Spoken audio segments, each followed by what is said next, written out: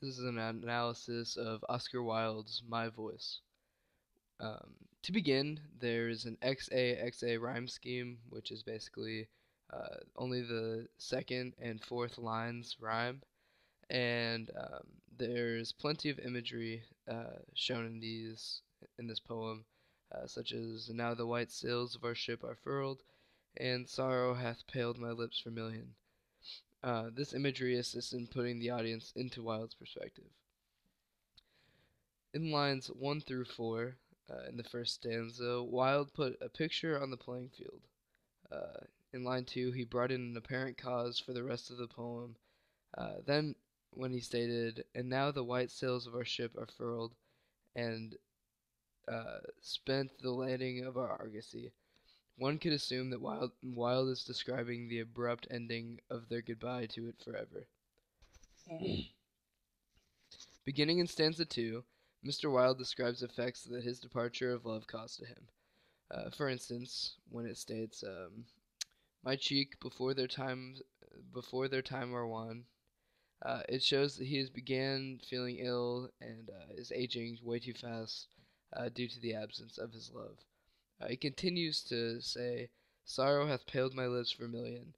He uses this imagery to help one start to understand how detrimental the death had been to his well-being. In the third and final stanza, Wilde talks about his views of what life is equivalent to. He uses clever literal elements to proceed with this, such as, or mainly just similes. Uh, he says this one. He says, "But all this crowded life has been to thee no more than lyre or lute or subtle spell of viols, or the music of the sea." This came off as if he depicted life as if he were an instrument, and the world was the musician. In the end, it is apparent to assume that he was describing the pain that the death of his loved one caused him. He conveyed this theme eloquently and also avoided using any super blunt descriptors.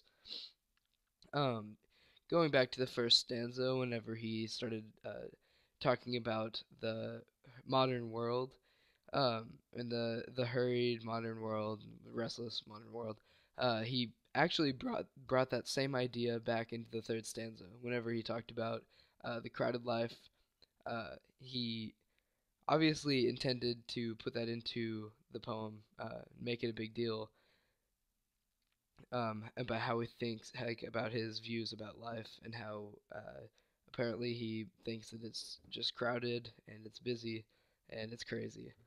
And then whenever he talks about in the second line, he talks about "we took our heart's full pleasure." It was almost as if this woman or a special significant other, uh, as if they like, took each other out of this modern, hurried, restless world that was so crazy, and they just made each other like um, unaware of their surroundings. And then it kept on saying, then they began to talk about how they got furled, and their love had to be tucked away due to this death. Um, and now, after this death of his loved one, he can no longer escape the pain and the restlessness of the modern world. And due to those effects, he then, due to that problem, he began developing other effects, and that's where he started describing in stanza 2 about how his cheeks began his his cheeks before their time are wan. Basically, he's just aging too fast, and then whenever he said in the second line of stanza 2, "For very weeping is my gladness fled." So every time he thought about her, then he just could not help but be more sad. And then he went on to talk about how sorrow hath paled my lips vermilion, just about how he could not his lips were just his color was drained out of his lips. And then ruin draws the curtains of my bed. this is a tricky sentence. I believe, in my opinion, um, this is basically his death sentence. Like the ruin of what happened to him before is basically just killing him.